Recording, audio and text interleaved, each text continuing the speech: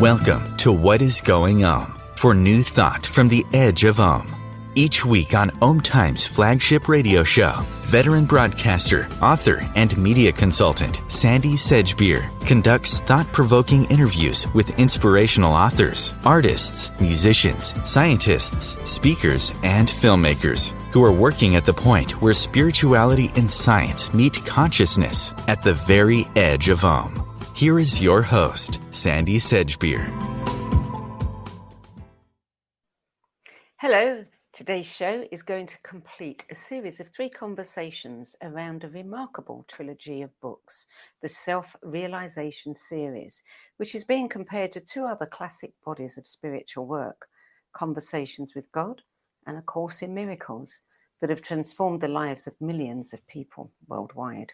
My guest is globally recognized speaker, publisher of 1111 magazine, host of 1111 Talk Radio, and guide for 1111 Interviews TV, Simran, who is the author of multiple award-winning books, including the Self-Realization trilogy on living, being, and knowing. Simran, welcome. I know, I feel like I've had triplets. I hope it wasn't that painful. Well, during the process, birth is always a little painful, but afterwards. Yeah, there's a good reason why they talk about birth in a book. Yes, absolutely. Thank you for having me on. It's always a rich conversation, and it is especially powerful to have someone else truly see you, truly understand, and hold the space for something that is known to be a legacy that will live beyond one's lifetime. Yeah. That's exactly what I think this series of books will be. They'll just go on and on and on, word of mouth, building and building. They really are a remarkable collection of books. For those who may not have heard the previous 2 episodes in this series, can you give us a brief overview of the blessings revealed in each book? Yes, and I think to start, the best way to describe this series is that we live our lives experiencing a journey of life outside of us. And we often think that that is the goal that we're here to get, whatever we can attain, whatever we can accomplish, who we can become as an identity. But we miss the subtlety of the true journey that is to take place. And that is within the topography of self. That is within the full landscape of the many dimensions that we have within us, and what those were destined to reveal not only to us, but to be the experience of the divine through us. And so this series of books is the Self-Realization trilogy of living, being, and knowing, because it depicts the 7 blessings of human experience that allow us to move through the many obstacles and challenges and sufferings that life is, that the ancient masters told us that it would be, while moving into the 7 illusions that really take us from our center and take us out of our highest alignment to our power. Those illusions that come from the conditioning of the world and the things that we are taught are important, but actually distract us from what's truly important. And they lead to the 7 graces, these 7 human graces that we must give ourselves in return to find that gateway back to divinity, back to the ownership of divine being that we are all endowed with, but that we forget early on.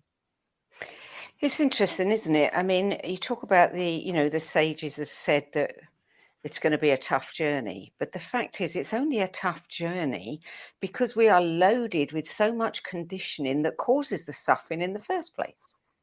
It is the truth. I mean, Buddha says life is suffering. And if we look around the world, if we look at our own lives, if we look inside our heads, we will find all those places of suffering. And if we take the time to be present and to stop and really allow the deconditioning to take place, we'll often find that so much of that suffering is dependent upon other people's thoughts, other people's voices, other people's ideas, other people's projections of how we should live and what a fulfilling life or success really is. And when we really get to the core and the crux of what we really see as those things, we often find that they're completely opposite of what we've been taught. And that's where the dissolution begins. That's where the true alchemy is possible. It may not be the easiest journey, but it will be the most fulfilling. Yeah. You in the first book, the blessings were life, challenge, conflict, chaos, obstacles, darkness, death.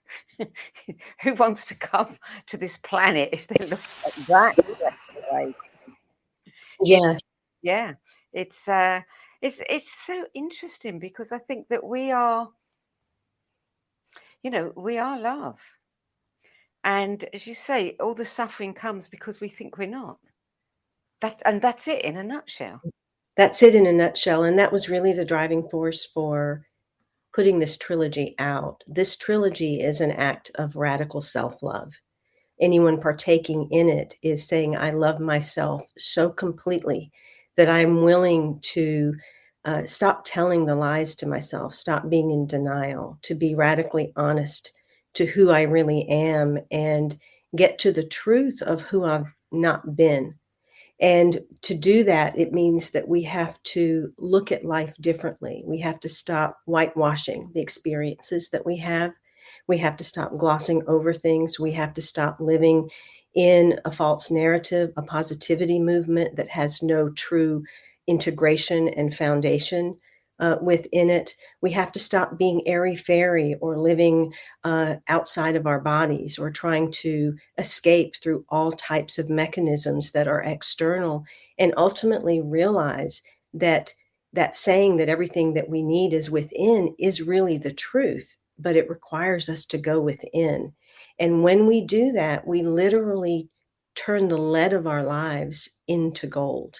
And it is available to each and every one of us. And I think that the main point that I want individuals to understand as they move through this material in whatever way feels right for them is that any person, regardless of where they come from, what their circumstances are, their monetary status, their religious upbringing, whether they're married or single, whether they are poor or rich, that they can reach enlightenment on their own, and that enlightenment in itself is something different than they've been taught. Yeah. I think everybody wants this. Everybody yearns for it.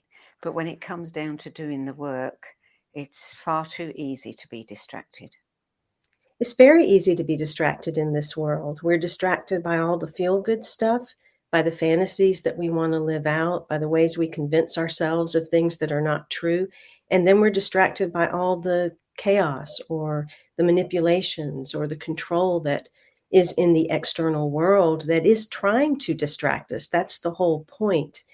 And part of the reason that these books can be powerful is I've done such deep introspection because of things that happened in my life that I was able to reach the subtlest of places that we all hold, the places within our visceral body, within our cells and tissues that would take sometimes lifetimes to get to that awareness.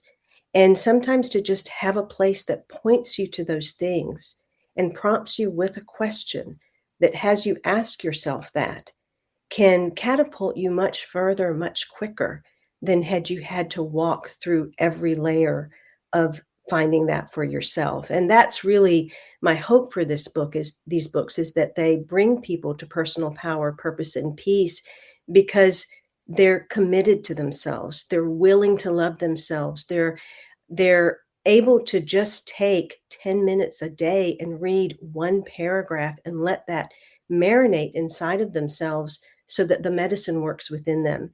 And then self-realization, personal growth, life do not have to be hard. They do not have to be the struggle because all of a sudden we are centering within the self and we're making ourselves a fulfilling part of our own experience.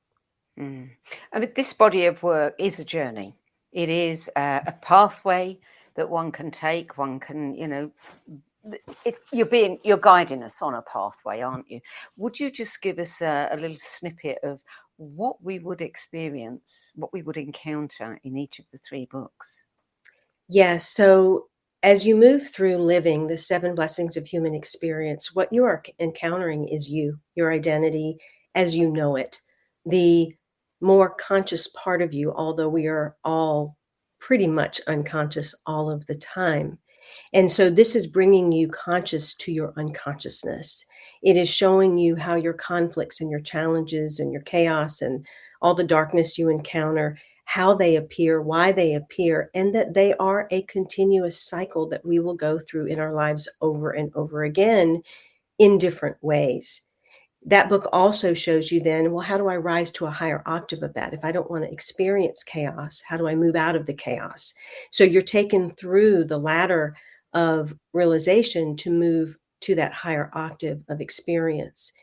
If you go across the books, which is really how they're intended to be read, not one book at a time, but literally moving from the correlating sevens across 3 books, you will then find the underworld of where you are at that time. The second book being The 7 Illusions That Derail Personal Power, Purpose, and Peace. They introduce you to the sides of yourself that you don't know yet. And these are typically the sides of yourself that you want to project or blame on the outside. So it's the shadowy nature of other people. It's the animalistic behaviors that you see out in the world, such as greed and lust and dominance. It is the monster personalities that you want to condemn outside of yourself, that you say are the villains or are the horrible people of the planet that should be eliminated. It is the demons, the darkness that has no name, that has no true form, that you just know is there, that deep inside you have a fear about. Well, all of those are simply projections of what we hold inside. And when we can finally meet not just the shadow, but the animal, the monster, and the demons within ourselves, then all of a sudden we can get to understand parts of ourselves that we've never known and start to learn how to embrace them, soothe them, calm them, so that they're not acting and operating in our life in an unconscious way. And the truth is, they're always operating. We're just not present to them. They are always present. They're not past or future. They're here now. So we must temper them so that we keep our lives calm. The third book, Knowing the 7 Human Expressions of Grace, is humanity. It is the humanity that you're going to experience if you stay present to yourself through living and being. So it's going to help you move through the feelings, the emotions, and all of the dissolution and dissolving that has to take place within the body, which is where we hold everything. And as you do so within that book, you start to encounter the light bodies, the increasing frequencies, the vibrations that start to open up because you become more self-aware. You also encounter the visceral subtleties, the rage, the repression, the regret, those visceral energies that are so subtle that unless we do the work, we never quite touch those. And as we clean this vessel in that way, we become more and more sensitive, that we open up to a greater level of seeing, hearing, and participating with the divine cosmos. And that leads us to a true connection with the divine. Why 7? You know, as I was going through my own experience, what I realized was everything that I had encountered was occurring in echoes of 7. And I knew that as we we grow in 7-year age stages. And so that 0 to 7 is when we take in everything in the physical body. 7 to 14 is where we build our emotional body. 14 to 21, we build our intellectual body. But what we don't realize, and no one ever tells us, is as we're growing those bodies, we're embedding within our cellular structure and our auric bodies a certain persona, identity, and lens of looking at the world. And when we do that, every 7 years following each of those, we then create like experiences. So if we have a trauma that takes place at age 5, we will have an echo of that trauma at 12 and 19 and 26 and on and so forth, as prompts to go back to age 5 and heal that, to dissolve that initial bump that took place. And so when we look at cycles and rhythms and patterns that form in our lives, it's not that anyone's trying to punish us. God is not out there wielding a sword. The universe has not got it in for us. It's that we have a certain pattern, and then there's a bump, and then we go back around, and then there's a bump, and then we go back around. And so it's about smoothing those places where the bumps have formed. And that is how we get to know where we took on conditioning, where we took on someone else's wound or projection that was not ours, and how we return back to the divine nature that we are, the true natural self that we were before taking on all of those other things from other people. Did it take you 7 years to write these books? It took me 7 years to have the experience to understand and disintegrate and integrate my experience. Once that 7-year period was finished, it took me 1.5 years to write the books of my experience. Yeah, and you wrote them all at the same time, not consecutively, but you were writing. I had to write them simultaneously because, as I said, the sevens correlate. So when you look at the first layer in book 1, you look at the first layer in book 2 and the first layer in book 3, and it will help you to understand what each of your dimensions are experiencing at that time. That's the best way to read this trilogy. But for those people that just want to open a book here and there, they're going to get just as much. They just won't see how the threads connect as easily. And so my recommendation is for people to get all 3. They will become a spiritual staple in your library. And I can guarantee, even if you only open the book as an oracle, you will always receive something that is insightful and what you need. Yeah, now this is a 7 universal year, and you've just had the 3rd one published this week, is it? Or last week? Yeah. What's the significance of that, do you think? Do you think that was kind of preordained? I think that was a universal wink. I certainly never planned that. And a 7 universal year has everything to do with deep introspection, with presence to self, and with radical self-love.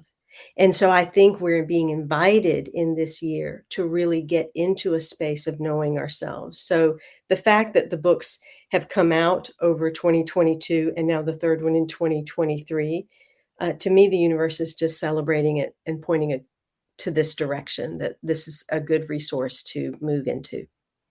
Well, this is also a personal year. I'm the same as the universal year. So it's obviously a big nudge to me to practice some radical self-love.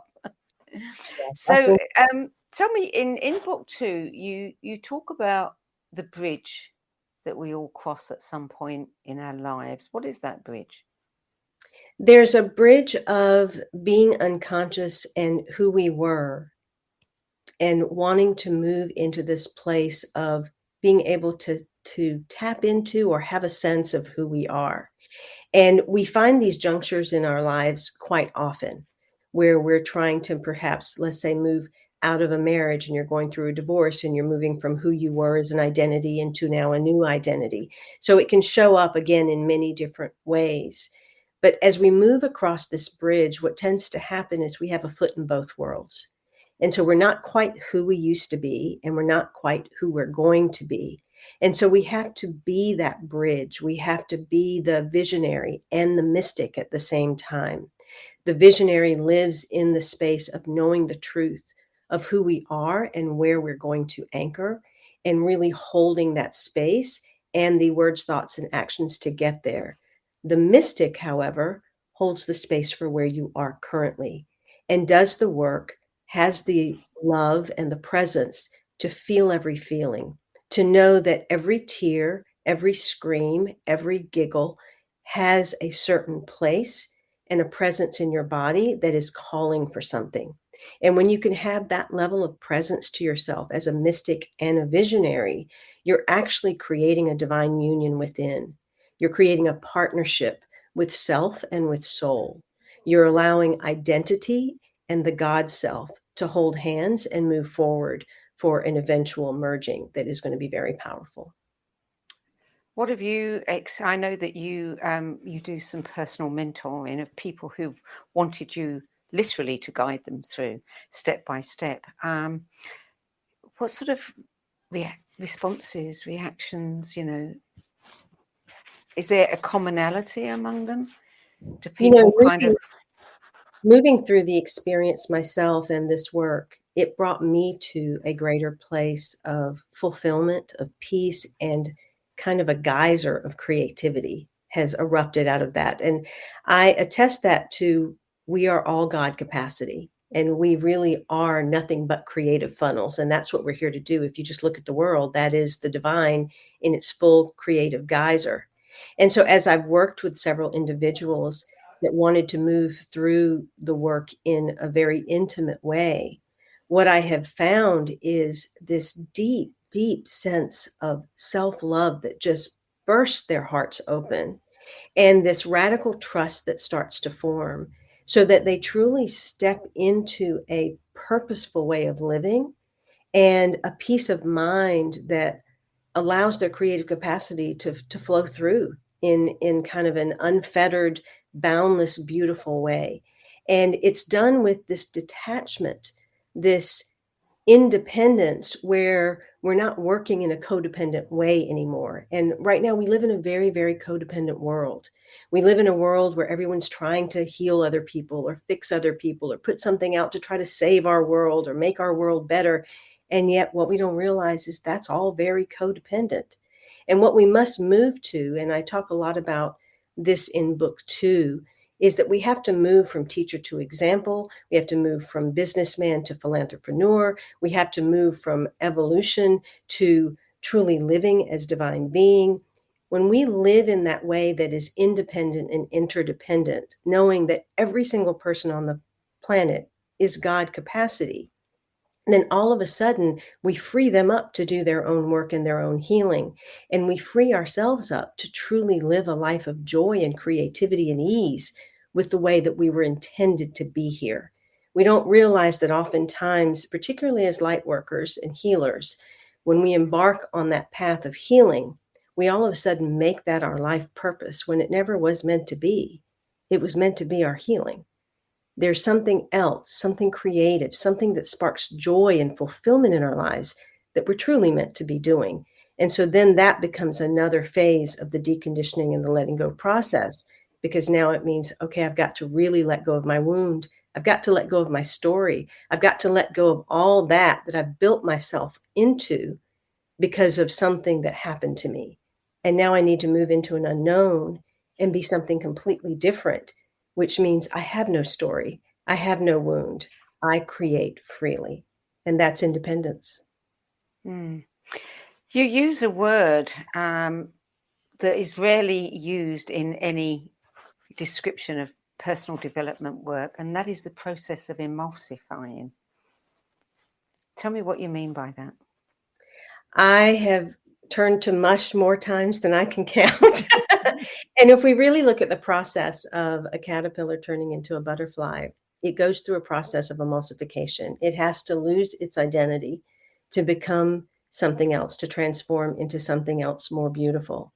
And when I went through deep periods of whether it was grief or deep sadness or feeling any of the emotions that I had to feel, what would occur is it was as if my identity was softening and emulsifying, just kind of falling away. And I had to allow that. And again, that's not always going to be comfortable. None of the process of letting go of our attachments is ever comfortable. But what is on the other side is always more transformative and more beautiful. Well, it is, yeah, it is very hard because we all have an ideal about ourselves. You know, we all have an identity, and often it's tied up with what we do, you know, or what we've achieved. And quite often we will say, if I'm not that, then what am I? Exactly. And that's why the third book, Knowing, the 7 Human Expressions of Grace, it talks about grace in a way of explaining how we can actually activate that grace in our lives. And so it starts off with simplicity, you know, because the first blessing is the blessing of life. And, you know, the first illusion is the illusion of time. And usually with the blessing of life and the illusion of time, we create all this complexity. You know, we try to build our lives, we try to create our bank accounts, we try to get married and have houses, and then we try to ascend up the ladder of who we're supposed to be. And we don't realize that all of our intentions and our ambitions are simply creating complexity. And so when we get to the place of realizing, I don't want this complexity anymore, it's exhausting. It is not life affirming. It is wearing me down. I'm no longer fulfilled. I'm no longer at peace. Then all of a sudden we start to give ourselves the gift of simplicity. And that's both external as well as internal. And so the book goes into what the internal simplicity goes on to look like as well. And then you move through the ladder of graces, and it goes into the grace of detachment or the grace of dispassion. You know, our society, particularly the Western world, is taught that we have to have a passion, that we have to live our passion, that, you know, everyone's got to go do that particular thing that lights them up. But they don't realize that passion's actually a very shadow energy. And it is the fire, right? Passion's the fire. So you're going to get burned. And so the only way for any type of endeavor or commitment or vision to truly have power is to become dispassionate about it. Now, that's not indifferent or apathetic or uncaring. It means that you no longer are ruled by that passion. You're no longer possessed by that passion. And if you look at a lot of people that are very passionate about what they do, they're almost possessed. And so that's the kind of thing that we look at, is the very deep subtleties of these types of things as we move through the graces. And these are very high spiritual teachings. If you look at many of the ancient masters, they will talk about things like dispassion and detachment and many of these types of things that have to be moved through to truly access our very high spiritual power. When you look back on your life before this, you know, the situations that you went through that led to these books, what has changed? You know, how do you relate to the person that you were? Everything's changed. You know, I used to be this really ambitious person. I was very driven.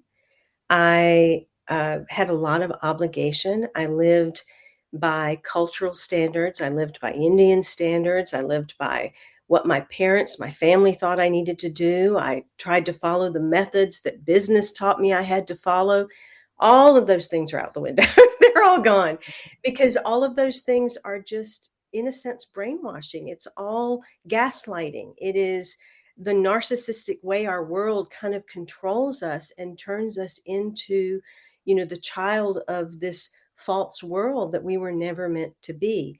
There's a reason there's so much narcissism in the world today. It's a mirror of the way that not only narcissistic abuse has occurred to all of us unknowingly, but how we have also become those very narcissists. I talk about that in book 2. And for some, this is going to be considered blasphemous, but you know, I go to the degree of we have to recognize how narcissistic we are as a reflection of our creator. You know, our creator that created everything. How much more narcissistic could you be than to want everything created in your likeness and image? You know, to experience life in every degree so that you could experience yourself. Now, that's not to say anything bad about creation or God or anything like that. It's just to get a sense of all of who we are. We have to own all of it. And when we do not own all of it, it has to show up in our outer world in a very large degree that becomes impactful on our personal and social experiences. And that's why it's important to own these things. You know, I've had an experience where I've had to encounter a lot of these types of things. And rather than pointing the finger to other people and blaming as I'm moving through the process, my continuous question was always the question that I asked in my very first book, Conversations with the Universe. And it was, where is that in me? And we must ask that question about everything that we encounter. It is the greatest single question that can produce the highest amount of personal growth for anyone. But many people would say, you know, and you're right, it is blasphemous to say, well, God is a narcissist, you know, but many people are conditioned to believe that whatever God says or does is right, and they should do the same. Well, you know, I love God. I love the divine. I love all religions. I love all those that came forward. So I have nothing against any of that. And I'm a very devoted and spiritual person. But I also want to understand what I believe to be God's perspective. And I see that the divine is really neutral in how it looks at everything. You know, it's not judging the murderer any more than it's judging the angel. You know, God is unconditional in its love. And so when I say that, I'm saying it from the place, can you be unconditional in your love? Can you be as God is? And if you can do that, then you can experience from the mind and the eyes and the heart of God as you look at the world. And that is a place of compassion and healing. We're going to take a short break now. You're listening to What is Going On. I'm Sandie Sedgbeer, and my guest today is globally recognized speaker and publisher of 1111 magazine, host of 1111 Talk Radio, and guide for 1111 Interviews TV. Simran, who is the author of the trilogy of books that we're discussing today, the Self-Realization Trilogy. We'll be back in a few moments. Stay tuned. OMTimes TV. Imagine becoming a super influencer. Reinvent yourself, invest in your brand, and then manifest your success with a robust spheric approach. OMTimes Media and Broadcasting offers a unique and multifaceted way to become the spiritual and conscious influencer you deserve to be by putting your message across our powerful platform with its proven record of integrity and excellence. Through our produced shows, OMTimes offers the opportunity to become a social media TV personality, a radio show host, an OMTimes magazine columnist, and a syndicated podcaster, all in one shot. By live streaming your show on OMTimes TV and broadcasting it across the extensive OMTimes radio and TV networks, you become more than a host. You become an ambassador and a force for positive change. OMTimes. Open yourself to the possibilities.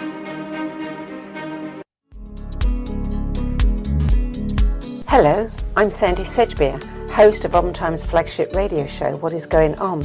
And as an author, editor, and 13 times book judge who's read thousands of books and interviewed hundreds of authors, I'm constantly asked what's really worth reading and what's not. So I created the No BS Spiritual Book Club to help you save time and money by picking the brains of discerning names who've walked this path before you. There's no catch, no fees, and no BS, just an ever-growing library of 10 best spiritual book lists from some of your favourite authors and teachers, plus free book excerpts, audios, and video interviews with people like Don Miguel Ruiz Jr., David G., Lee Harris, Mark Nepo, and more. From well-known classics to hidden gems you've never heard of, it's the only no BS guide to the best spiritual books to enlighten your journey of self-discovery. So why not join the club? Get inspired and save money at the nobsspiritualbookclub.com. There are 16 million children struggling with hunger in America. That's 1 in 5 daughters, sons, neighbors, and classmates who don't know where their next meal is coming from. Yet billions of pounds of good food go to waste every year. It's time we do something about it. Feeding America is a nationwide network of food banks that helps provide meals to millions of kids and families in need. Visit feedingamerica.org to help them feed even more. Together, we can solve hunger. Together, we're feeding America. Welcome back. Simran, in book 3, Knowing, you read the 7 human expressions of grace. You say that they open the way for the divine knowing of who we are and the treasures that are waiting to be unlocked within our range of humanity. What are those treasures? So we have this ability to experience ourselves at a multidimensional level. And right now we think of just the 5 senses, but we've not really understood the beauty of our essence. And so as you move through these 7 graces, you begin to discover the flavor of you, the fragrance of you, all of these other expressions of the senses that become the embodiments of the divine. In essence, the 3rd book is about opening to your humanity. And right now we might look like there's humanity on the planet, but in truth, very few people have actually touched the heart of their humanity. And the heart of humanity actually embraces their full feeling, their full expression, their full range of light vibration, their intense understanding of the capacities of their mind and their heart to open.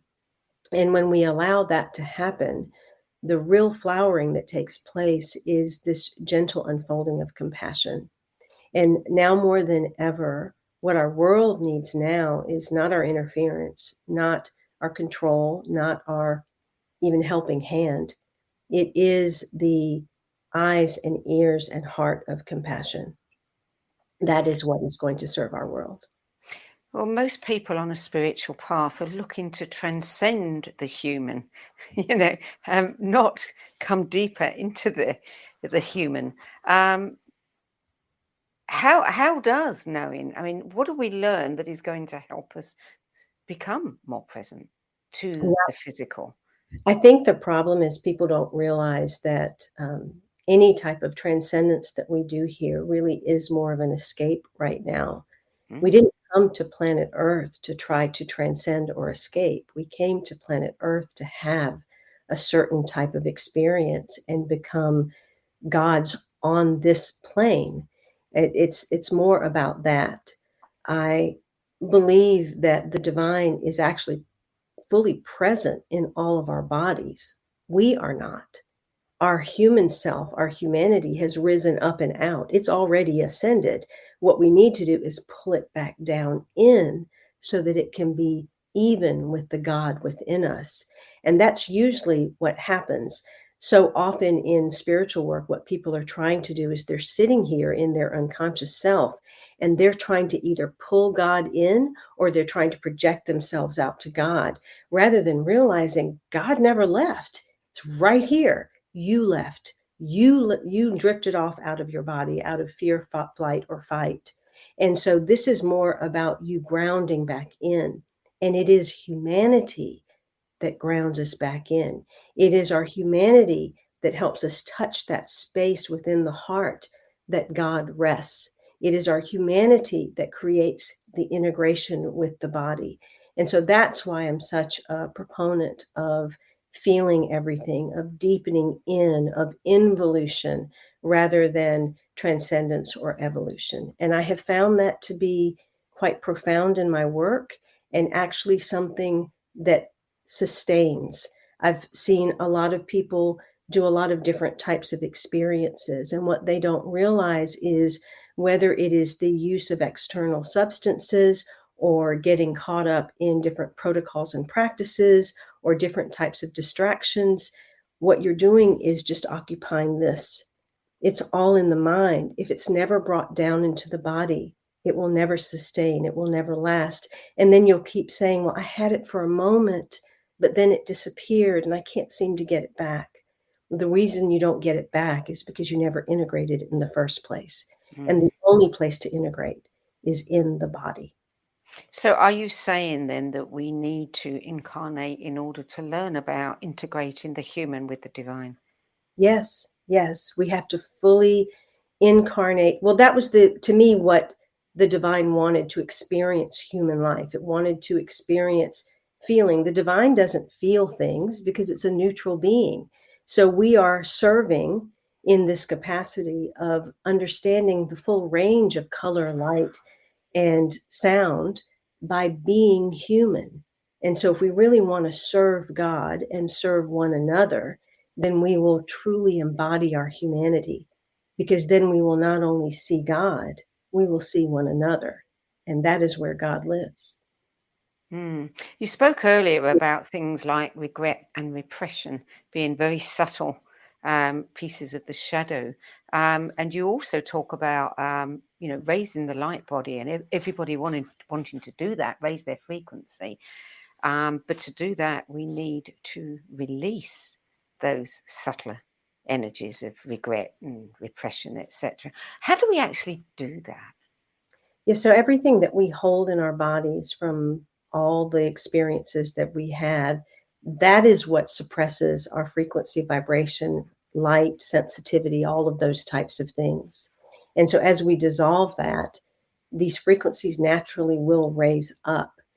Because we are such a heady society and we've fallen into conditioning, we've been taught if I just do this thing if I just memorize this, if I just put in my mind to go somewhere, I will achieve these states that I want. It really is so simple. All you have to do is be present to what you're feeling. That is all I did for 7 years. I was present 100% to every single thing I was feeling, to such a degree that the things that I really didn't want to feel, I made myself stay with them. And what happened as a byproduct was I started to feel these frequencies and vibrations and integrated light bodies take place.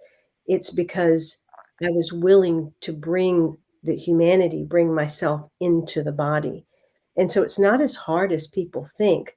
The difficulty is really for the mind to stay present to what the body and the heart are feeling. And there is a distinction, Sandie, between what the heart and the body feels. Because as people move through this process, particularly when they get to the third and fourth levels of the 7 across the books, they're going to start to have these spontaneous moments of feeling where maybe they erupt in tears, or maybe all of a sudden they feel angry, or they may have a sense of being really, really jealous and green with envy. And the mind is going to want to make up a story about that. It's going to want to figure out why that's happening. It's going to want to try to attach it to a specific event in their childhood or a specific person in their outer world. And really, it's just in the body. It's just asking to be present with and to be given an opportunity to dissolve. And so the books help individuals understand to not keep running to the mind to try to solve every problem, that truly your presence is enough. So it's one thing for me to see the shadow and acknowledge the shadow, but in order to really work with that, I've got to sit with it. Mm-hmm. I've got to feel it. I've got to experience it. I can't walk away, do something else that's going to, help me just magically get rid of it. Yeah, you have to be face to face with it. You have to listen to it. You have to Pretty hear hard for. it. Yeah. How did you cope with that? My intent to personally grow and experience my humanity has been so strong since childhood that I think I've been willing to do anything to just be in my body. I knew I didn't feel like other people felt in terms of I felt nothing. I knew that I didn't have any emotions. I couldn't cry. I knew that I was capable of doing anything, almost to the point that I was robotic and programmed to where I could really do just about anything with my eyes closed, but I couldn't feel. I couldn't get in touch with my gut response. I had no connection to my intuition. Like all of these things that everyone would keep talking about. I'm like, I don't have that.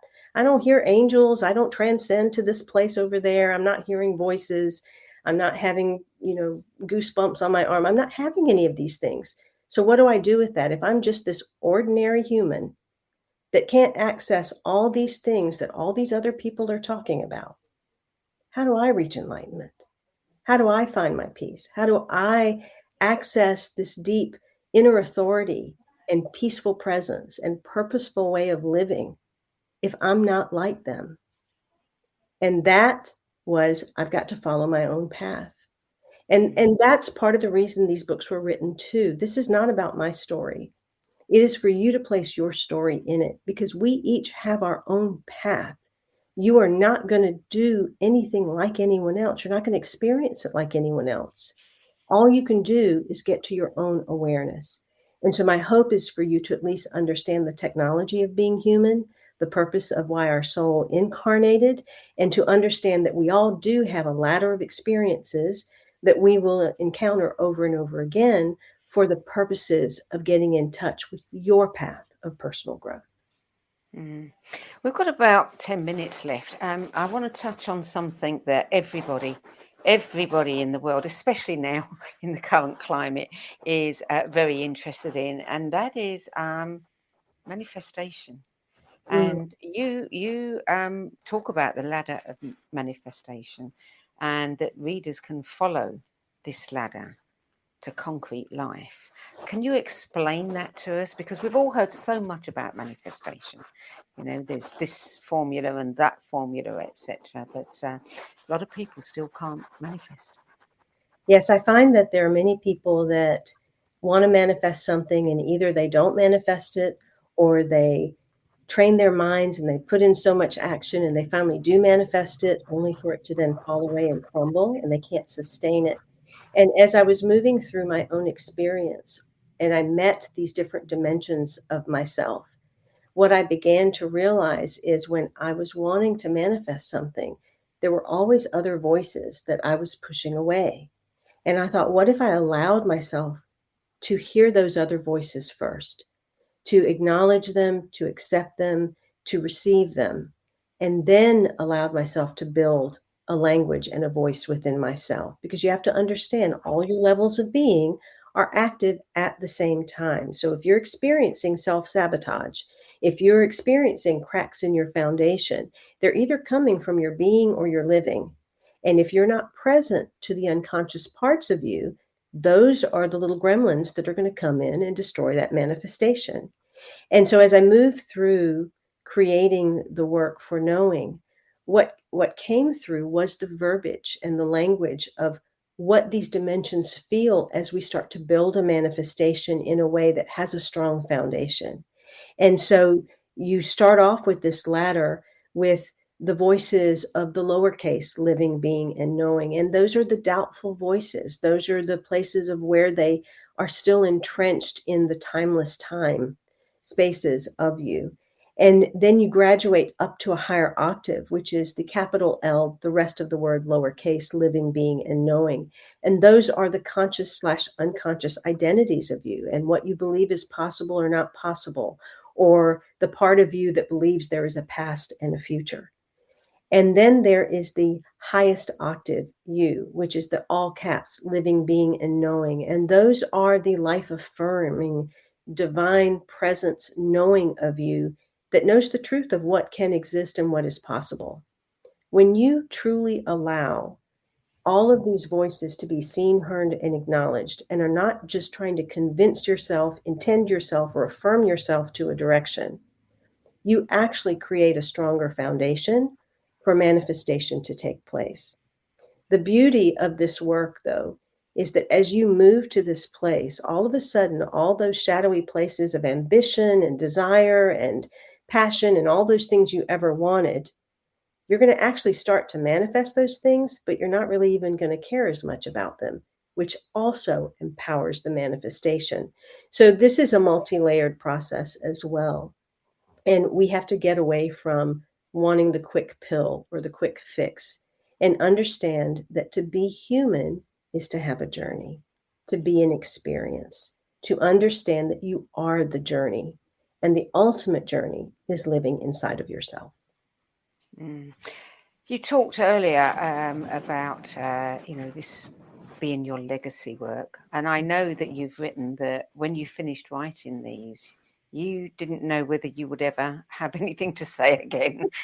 It was all poured out. Where are you at now with this? I mean, do you think that you will write more books, or do you think you're done? Or are you going to take this particular work and offer it to people in different ways? It's interesting. There's a multi-dimensional answer to this question. On one hand, I'm compelled to write. I don't think I can go by without a day and not write something because it's just part of my nature. When I wrote these 3 books, after over 1,000 pages of writing, I just felt like I don't want to write another thing. I'm done. And yet there was a part of me that questioned and said, but this just brings people to humanity. There's a place now where they can meet their godhood, their divinity. And what is that? I wasn't sure. And I didn't have any knowledge of what a book would be, so I wasn't planning on writing one. But as of late, I feel that coming. So I do think there will be one more. And to move through these books, people can do their own work. It'll be very insightful. It'll be inspirational. But for many, they will require the additional support to really understand how to dig deep and stay committed to themselves. And I can't help the whole world. And I have other things I'd like to do too. So I'm in the process of developing some online courses that let people go at their own pace, which I think is gentler as well.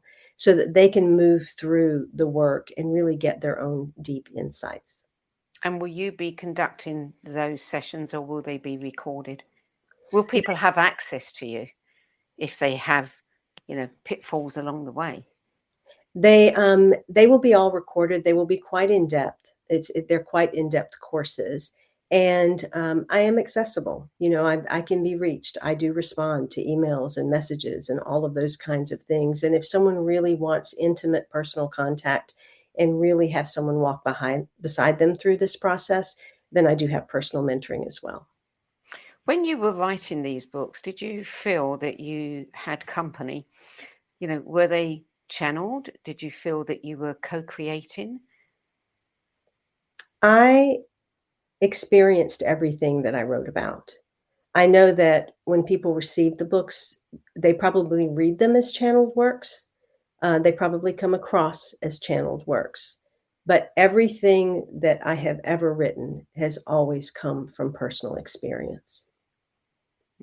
And do you think that experience was part of some contract that you made pre-life?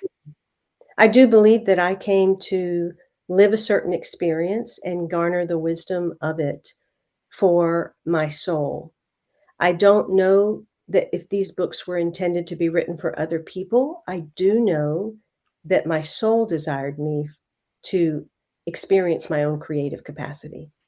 And so I wrote them first and foremost to experience and express my own creative capacity for my soul, and as an example to other people that we are here to express our voices, to share our gifts, to illuminate ourselves and allow that illumination to spread across others that would wish to partake of them. And so I just created what I felt needed to be created, and I'll leave it at that for who it's meant to access.